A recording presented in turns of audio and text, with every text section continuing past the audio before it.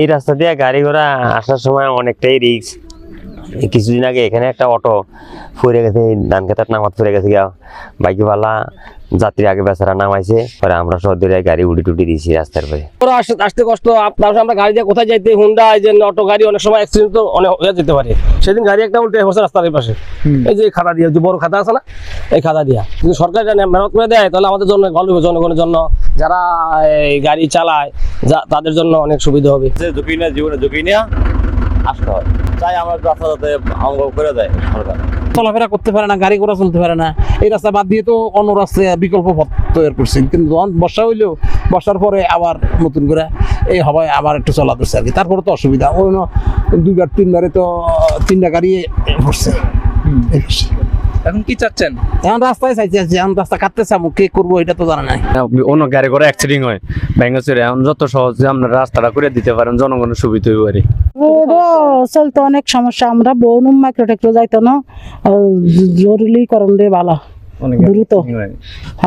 কি সমস্যা? এই তো ভাঙ্গাচুরা দেখলে তো অনেক অ্যাক্সিডেন্ট হয়, বাচ্চারাও অ্যাক্সিডেন্ট হয়, সাইডে চলাফেরা করে, গরু স্কুলে আসে যায়, স্কুলে বাচ্চারা, রোড ঘাট এমন হইলে তো একটু ভালো করে করার জন্য আমরা দাবি করি। আমাদের রাস্তা যে খুব ভাঙ্গা, আমরা গাড়ি যাতায়াতে খুব সমস্যা হইতেছে, রাস্তাটা হইতেছে না অনেকদিন, দীর্ঘদিন পর্যন্ত।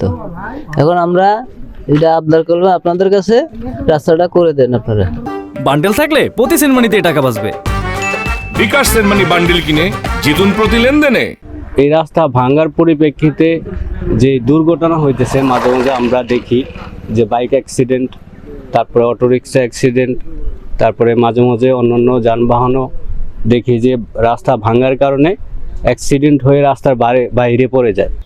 দুর্ঘটনার শিকার হচ্ছে, প্রতিনিয়তই দুর্ঘটনার শিকার হচ্ছে সাধারণ মানুষ, এবং ধুলাবালির তো উঠতেছেই এই রাস্তায়। তো আমাদের এখানকার যে সাধারণ মানুষ, শিক্ষার্থী এবং যানবাহনের ড্রাইভার যারা রয়েছেন, তাদের প্রাণের দাবি এই বাউল রোড, এটিকে আসলে মূলত বাউল রোড হিসেবেই মানুষ চিনে, এবং সড়ক ও জনপথ বিভাগে এই রাস্তাটি বাউল রোড হিসেবেই উল্লেখিত আছে। তা আমি স্থানীয় বাসিন্দা হিসেবে দাবি করব, এখন যারা সরকার পরিচালনা করছেন, সড়ক বিভাগ রাস্তাটি দ্রুত পুনর্নির্মাণের প্রয়োজনীয় ব্যবস্থা গ্রহণ করে। 2 বছর যাবৎ আজকে রোডটি, বাউল রোডটি অত্যন্ত নাজুক অবস্থায় খাদা খন্দকে ভরে আছে। আমরা এই রাস্তাটি যাতে দ্রুত সংস্কার করা হয়, এজন্য স্ব কর্তৃপক্ষের জোর আবেদন জানাচ্ছি। প্রকৌশল অধিদপ্তর থেকে এই রাস্তা উন্নয়নের জন্য পরিকল্পনা আছে। তো এই রাস্তাটা প্রায় 18 কিলোমিটার রাস্তা।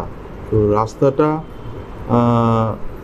3 কিলোমিটার বাদে বাকিগুলো মেনটেনেন্স হয়েছে। তো এখন সেই মেনটেনেন্সটা এখনও 3 বছর পূর্ণ হয়নি, সেজন্য আমরা নেওয়া হয়নি।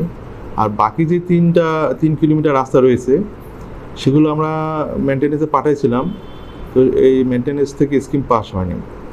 তো এই দক্ষিণ অঞ্চলের তো সর্ববৃহৎ উপজেলা বলা চলে চরফ্যাশন উপজেলা। আর ভৌগোলিক কারণে রাস্তাগুলো অনেক সময় টিকসই হয় না, সাস্টেনেবল হচ্ছে না।